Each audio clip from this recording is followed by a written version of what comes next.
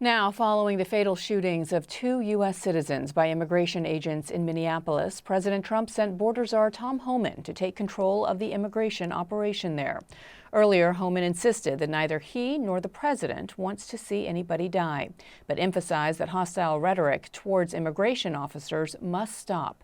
This comes as a pair of federal agents involved in Alex Preddy's death have been placed on administrative leave. But will they ultimately be held accountable? Georgetown University law professor Stephen Vladeck speaks to Hari Srinivasan about the role state and local courts can play in pursuing justice. Bianna, thanks. Stephen Vladeck, thanks so much for joining us. You have a recent essay in the New York Times where you are arguing essentially, along with law professor Barry Friedman, that the Minneapolis shootings is, a case where we need a different path to accountability. You're asking for state and local prosecutors to kind of pick up the ball. But before we get to that and why you're advocating for it, tell me what usually happens and what's not happening here.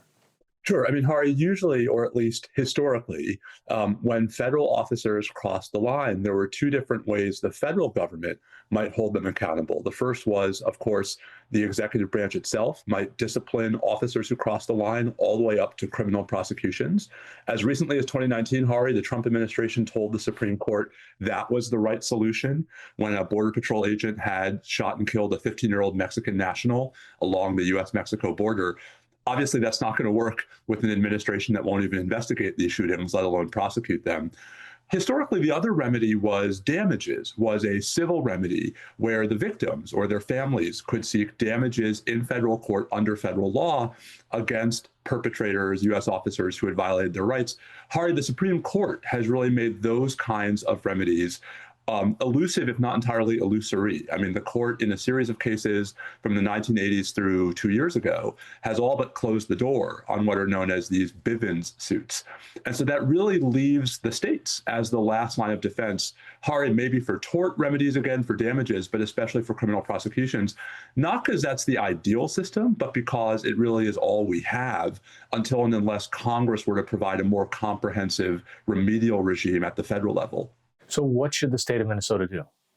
Well, so I think the first question is, how much evidence is the state or even Hari, local prosecutors in Hennepin County, how much evidence are they able to amass on their own? We've already had reports that the federal government has not been cooperating with their attempts to provide their own investigation. That, of course, is also a new twist on what has been historically a very common sort of symmetrical back and forth relationship. How much evidence can they get on their own, right? We already had the city and the state go to federal court over the weekend to obtain a temporary restraining order blocking the federal government from getting rid of any of the evidence it collected. But do they need what the federal government has to pursue these cases? Can you go to a grand jury, for example, based solely on witness statements and these videotapes? Even if you can go to a grand jury, Hari, at that point, presumably, even if there's an indictment, the defendant officers would remove the case to federal court, and then they'd argue that they have immunity. At that point, we'd have to figure out, what's the real test for necessity and for reasonableness in this context? How were these officers trained? What did they think? What were they told to do when they were confronting someone who they were trying to arrest? These are all questions, Hari, that I think folks are jumping to conclusions about on social media for obvious reasons, but that would have to be litigated if the state or if local prosecutors wanted to go that far. Back in October, when Governor Pritzker of Illinois suggested something like this, Stephen Miller responded to this on Fox News. To all ICE officers, you have federal immunity in the conduct of your duties. And anybody who lays a hand on you or tries to stop you or tries to obstruct you is committing a felony. You have immunity to perform your duties, and no one, no city official, no state official, no illegal alien, no leftist agitator or domestic insurrectionist can prevent you from fulfilling your legal obligations and duties. For the record, is Stephen Miller wrong about it? Do these people not have immunity?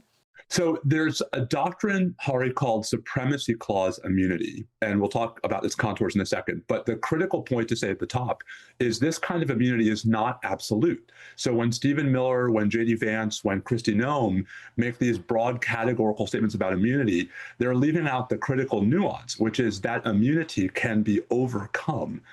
This is a doctrine that has been developed by the Supreme Court, Hari, and especially by lower federal courts in a series of cases dating back to 1890. And the idea is that, yes, in general, federal officers who are carrying out their duties reasonably and responsibly are immune from state prosecution. This is because the Supremacy Clause of the US Constitution elevates federal law over state law. But the Supreme Court has said in every single case about this doctrine, going all the way back to 1890, it gives way, Hari, when the federal officer's conduct was neither necessary to carrying out their federal duties nor a reasonable means of doing so. So there are these two different requirements that what the federal officer was doing when he or she broke state law has to have been a necessary part of their federal duties, and the specific actions have to have been a reasonable means of carrying those duties into effect.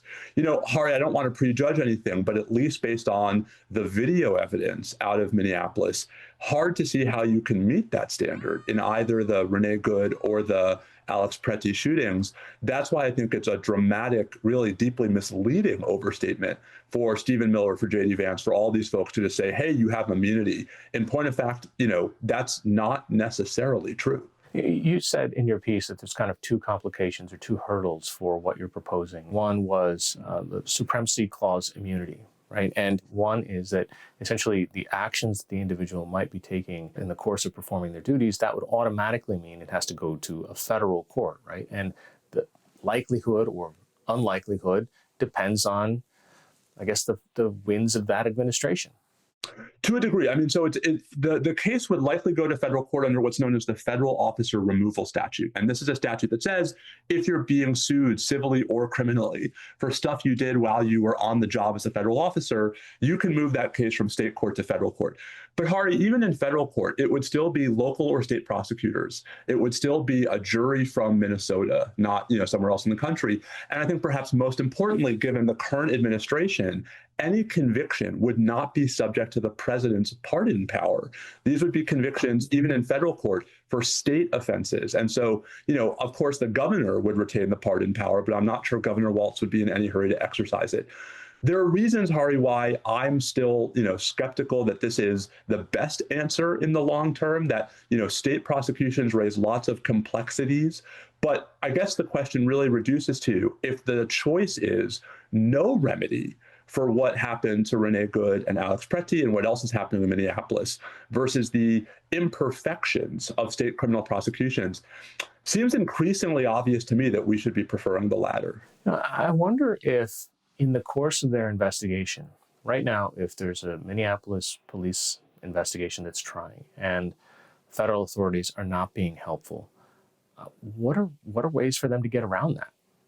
So I think some of this comes down to stuff that we don't know, Hari, and probably won't know for some time, which is how much evidence do the local and state officials already have in their possession? Have they been able to talk to the relevant witnesses? Have they been able to build a comprehensive database of every single video that was taken of the scene? Do they have any access to any kind of forensics, including, for example, how many shots were fired? Do they have access to an autopsy? You know, I think there's a reason, Hari, why we're not hearing a lot publicly about these specific questions.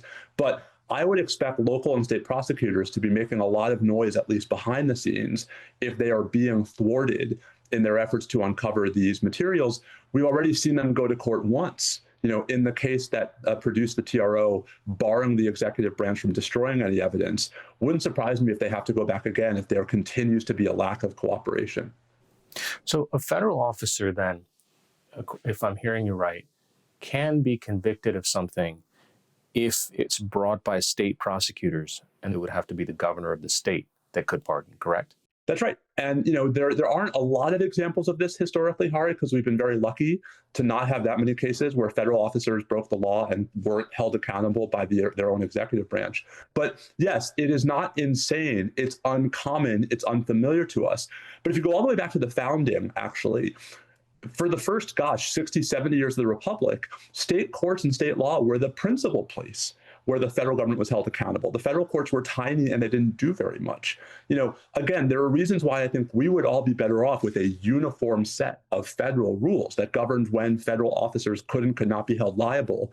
But Congress, in its wisdom, hasn't provided that. And I think that's why we're seeing more and more calls for states to provide this last resort backstop. I think on a very human level, most people wonder, look, one person took the life of another, and that person does not seem accountable, and we seem to have created a system where they do not have to be accountable, and there doesn't right now seem to be a way for a citizen of Minneapolis to just say, I am safe here because there is a group of people that can take my life and they seem immune to any repercussions.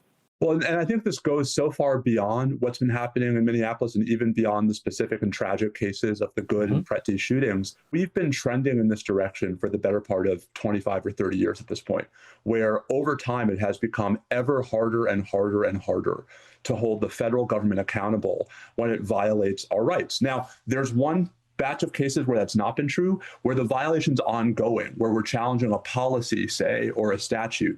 Courts have been perfectly willing to actually provide lots of relief in those cases through what we call injunctions, through forward-looking relief. But when it comes to backwards-looking relief for constitutional violations that have ended, for excessive force, Hari, for unreasonable searches and seizures. I mean, we've seen videos of, ICE and other immigration officers breaking down the doors of Americans' homes.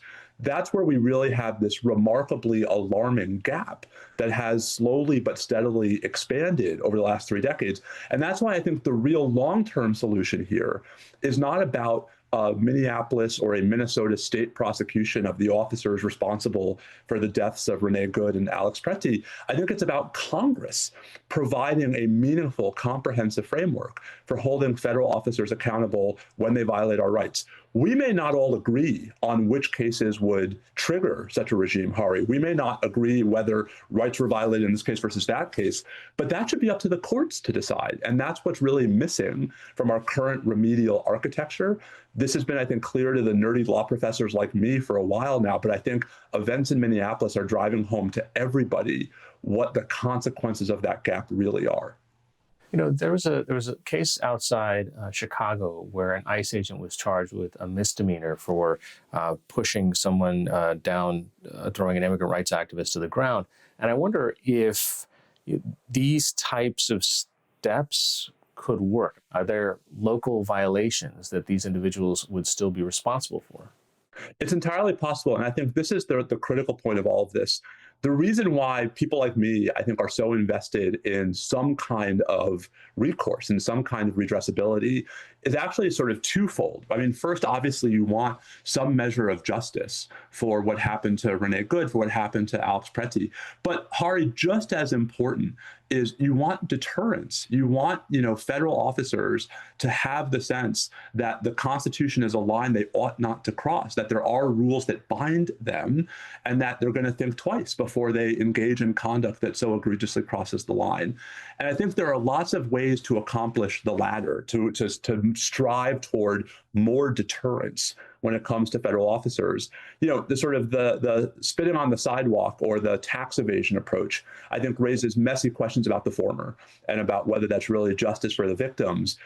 I still think something is better than nothing. And it's unfortunate that that's where we are, Hari, but I think we can have two conversations at once. What do we do in the short term and what do we do in the long term? The answers to both should be however much accountability is possible under the circumstances. Stephen, it seems to be part of a larger pattern. The Washington Post recently reported that there have been 16 cases at least where officers fired shots during enforcement arrests, but their actions were deemed to be justified by the administration. Does this pattern signal anything about how the administration views oversight? You have members of the administration saying openly and emboldening actions on the streets by their federal agents. And if there hasn't been any response and any significant recourse to shooting after shooting after shooting, this almost becomes an inevitability that it would go this far. I mean, I think there's a large amount of truth to that. I mean, there was an extent to which what's happened in Minneapolis over the last couple of weeks was sadly and tragically inevitable. I worry, Hari, that part of what the administration's been hoping for all along was actually an episode in the other direction, where one of the protesters or one of the suspects in these immigration raids actually opened fire on an ICE officer or a Border Patrol officer, and that could become a pretext, for example, for deploying the military under the Insurrection Act. I think we live in an era where it's very hard to separate out cynicism and charges of bad faith with what might also just be stunning negligence on the part of the executive branch. But whether it's malicious, Hari, or whether it's just negligent, the reality is that we have a pattern of behavior on the part of federal law enforcement officers, the likes of which we've never seen before. And I think courts are struggling to figure out how to rectify that pattern of behavior in a context in which they're not historically used to providing, injunctions against, for example, immigration enforcement in an entire city. So, it really is, I think, a mismatch between the degree of lawlessness, whether it's intentional or just accidental, and the historical understanding of what courts are supposed to do, which is to deal with individual cases. I think that's part of what we're seeing in Minneapolis and part of why a lot of folks are so frustrated that, things are moving seemingly so slowly. A lot of your piece and what you're saying really requires action by Congress to try to clarify these rules. And right now, there are a few, but a growing number of Republicans that are trying to put some pressure on the administration. There's John Curtis of Utah. He recently wrote on Monday, "We must have a transparent, independent investigation into the Minnesota shooting and those responsible, no matter their title. They must be held accountable. Officials who rush to judgment before all the facts are known undermine public trust and the law enforcement mission. I disagree with Secretary Noem's premature DHS response, which came before all the facts were known and weakened confidence." And I wonder, is today's Congress capable of putting enough short-term pressure or long-term pressure to try to structurally clarify exactly what a federal agent can be immune for and what they can't? I think, Hari, two things are still true. One, even a little bit of political pressure can go a long way. I mean, we're already seeing, not just Senator Curtis's statements that you've read. Senator Tillis has expressed deep public disagreement and dissatisfaction with Secretary Noem, has suggested that she should lose her position. That's very mild, Hari, but that's a lot more than we'd seen over the last 13 months. The other piece of this, though, is, I think it's hard when we're stuck in the politics of the moment to envision Congress as meaningfully changing anything. But if American history teaches us anything, it's that these political ties can shift pretty quickly. And, we have midterm elections coming up this fall. We have a new Congress that will be sworn in next January. If this keeps up, right, if we don't see a real about face from the Trump administration, it's not hard to imagine, Hari, that this kind of reform becomes not just a huge issue in the midterms, but actually a point on which there might be at least a modicum of consensus come next January. So that's why I think it's important to break this conversation out into short-term solutions and long-term solutions, because I think we should not give up the ghost that a future Congress, as soon as next year, might be more willing to restore a modicum of accountability that it's very hard to imagine the current Congress pursuing. Stephen Vladeck, professor of law at Georgetown University. Thanks so much for your time. Thanks for having me.